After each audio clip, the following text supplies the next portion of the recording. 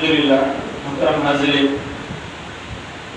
আপনাদের সম্মুখে যখন কথা বললেন ইসলামের আলোকে, কোরআন এবং হাদিসের আলোকে বিবৃতিতে কথা বললেন আমাদের মসজিদ আল ইমরানের সম্মানিত মুতাওয়াল্লি সাহেব, অত্যন্ত সুন্দর কথা বলেছেন।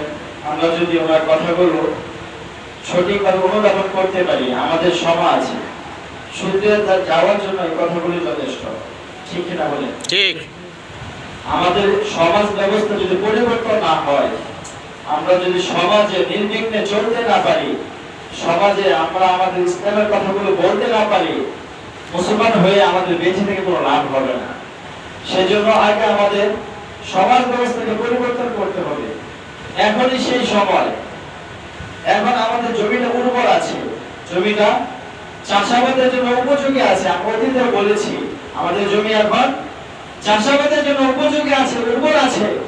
এখনই ফসল ফলানোর সময়।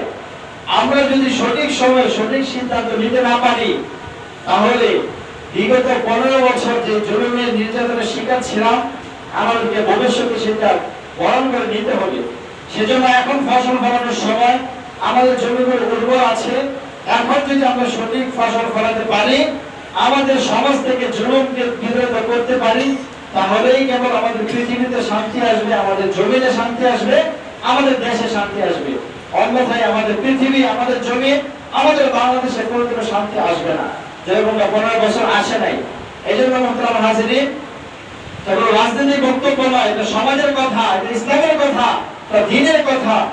কুনতুম খায়রা উম্মাতিন উখরিজাত লিন-নাস তা'মুরুনা বিল মা'রুফ ওয়া তানহাউনা 'আনিল মুনকারি ওয়া তু'মিনুনা বিল্লাহ। আমাদেরকে যে মিশন নিয়ে আল্লাহ রাব্বুল আলামিন পৃথিবীতে পাঠিয়েছেন, আমাদের নবীকে, অসংখ্য নবী রাসূলকে আল্লাহ রাব্বুল আলামিন পৃথিবীতে যে মিশন দিয়ে পাঠিয়েছেন, সেই মিশন হলো এটা, কুনতুম খায়রা উম্মাতিন উখরিজাত লিন-নাস তা'মুরুনা বিল মা'রুফ ওয়া তানহাউনা 'আনিল মুনকার। আপনি যদি সত্য কথা মুখ ফুলিয়ে সমাজে বলতে না পারেন, হকের কথা যদি সমাজে বলতে না পারেন, মানুষকে সত্যের দিকে দাবিত করতে না পারেন, মিথ্যা থেকে বিতাড়িত করতে না পারেন, তাহলে আপনার বেঁচে থাকা, আমার বেঁচে থাকা, আপনার সমাজে চলা, আমার সমাজে চলার কোনো অর্থ হবে না। এই জন্য এখনই সময় এই সমাজ ব্যবস্থাকে পরিবর্তন করতে হলে আমাদের রাষ্ট্রীয় ব্যবস্থায় তন্ত্রমন্ত্রকে বাদ দিয়ে ইসলামী শাসন ব্যবস্থা প্রতিষ্ঠা করতে হবে। যদি করতে পারেন, তাহলে সমাজে শান্তি আসবে, আপনার ঘরে শান্তি আসবে, আপনার ফ্যামিলিতে শান্তি আসবে, আপনার রাষ্ট্রে শান্তি আসবে, আপনার পৃথিবীতে শান্তি আসবে। আর যদি আপনি অতীতের মতো তন্ত্রমন্ত্রকে আপনার গাইডলাইন হিসেবে গ্রহণ করে নেন, তাহলে বিগত 16 বছর, বিগত 54 বছর এই বাংলাদেশে শান্তি আসে নাই। আল্লাহর কসম করে বলতে পারি, আরো 100 বছর, 1000 বছর চলে যাবে, পুরোপুরি বাংলাদেশে শান্তি আসবে না যদি আপনারা তন্ত্রমন্ত্রের পিছনে ছুটে যান। বলো ঠিক কিনা? ঠিক। সেজন্য এই বাংলার জমিনে শান্তি আনতে হলে পুরো তন্ত্রমন্ত্রের পিছনে থাকা যাবে না। সম্পূর্ণভাবে আল্লাহ এবং তার রাসূলকে হাজির নাজির জেনে, আল্লাহকে আমার ডিকশনারির নেতা মেনে, আল্লাহর রাসূলকে আমার ডিকশনারির নেতা মেনে, কোরআনকে আমার গাইডলাইন মেনে আমার জীবন আগাতে হবে, আমার পারিবারিক জীবন আগাতে হবে, আমার রাষ্ট্রীয় জীবন আগাতে হবে। এটা যদি করতে পারেন মুহতারাম হাজিরিন, তাহলে কেবল আপনি সফল। অন্যথায় বিগত 54 বছর যেরকম ভাবে দাদা বাবুদের ভাগ্যদারি করেছেন, বিগত 54 বছর দাদা বাবুদের জুলুমের শিকার ছিলেন, ঠিক সেরকম ভাবে আপনাদের মাঝে অতীতেও যেরকম করেছেন, ভবিষ্যতে সেটা করতে হবে। এই জন্য আমরা 24 সালের আন্দোলনের মাধ্যমে এই দেশের স্বাধীনতা অর্জন করেছি। তার মানে এই নয় যে আমরা এই 24 স্বাধীনতাকে কোনো কিছু বিনিময়ে বিক্রি করে দেব। এই জন্য আমরা স্বাধীনতা অর্জন করি নাই, আমরা স্বাধীনতা অর্জন করেছি আগামী বাংলাদেশ ইসলামের বাংলাদেশকে দেখতে। ঠিক। আগামী বাংলাদেশ ইসলামের বাংলাদেশ, কোরআনের বাংলাদেশ হবে, হাদিসের বাংলাদেশ হবে, যেখানে জুলুম থাকবে না, যেখানে নির্যাতন থাকবে না, যেখানে চাঁদাবাজি থাকবে না, কোনো প্রকার মিথ্যা অন্যায় অভিযোগ থাকবে না। সেই বাংলাদেশ আমরা চাই। ইনশাআল্লাহ সেই লক্ষ্যে আমাদেরকে আগাতে হবে। এই জন্য আপনাদেরকে ভোট নিয়ে আমাদের আগামী যুদ্ধ কি নিয়ে হবে? ভোট নিয়ে হবে। আগামী যুদ্ধ হবে। সঠিক লোককে যদি সঠিকভাবে আপনারা নির্বাচন করতে না পারেন, তাহলে আপনাদের সম্মুখে জুলুমের পায়তারা অপেক্ষা করতেছে। এই জন্য মুহতারাম হাজিরিন, আমি ছোট মানুষ হতে পারি, কিন্তু এই কথাটা ছোট নয়।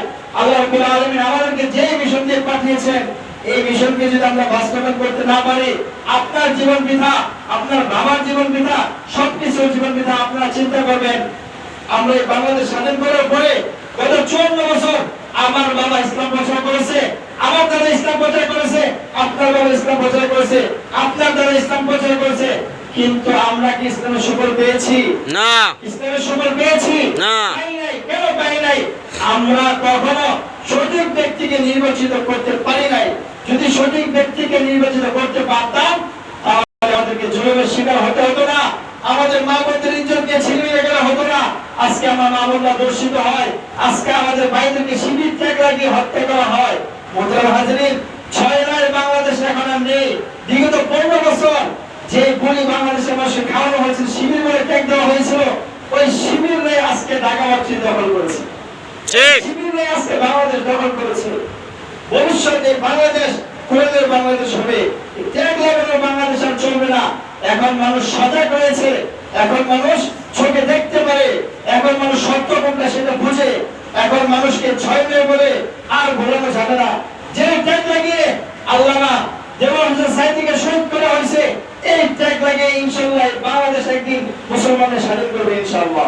ইনশাআল্লাহ। ত্যাগ দিয়ে, যে অপবাদ দিয়ে আল্লামা সাঈদীকে শহীদ করা হয়েছে অন্যায়ভাবে, আবার বড় বড় নেতৃবৃন্দকে শহীদ করা হয়েছে ইসলামী আন্দোলনের, ওই আন্দোলনে ইনশাআল্লাহ বাংলাদেশ একদিন সুষম বাংলাদেশ গড়ে তুলবে ইনশাআল্লাহ। এই জন্য আপনাদেরকে সেইভাবে আগাতে হবে। আমি কোনো ভোট কালেকশন করতেছি না, আমি সমাজের শক্ত করে ধরতেছি। আমাদের মোতাবেক সাহেব বলেছেন আমাদের এই এলাকায় চাঁদাবাজি হচ্ছে, আপনারা যদি চাঁদাবাজদেরকে চিহ্নিত করতে না পারেন, তাহলে আপনাদের অদূর ভবিষ্যতে অনেক অন্ধকার। এই জন্য মোহতারাম হাজরিন, যুব সমাজকে পৃথিবীকে বলতে দিতে যুব সমাজকে এগিয়ে আসতে হবে।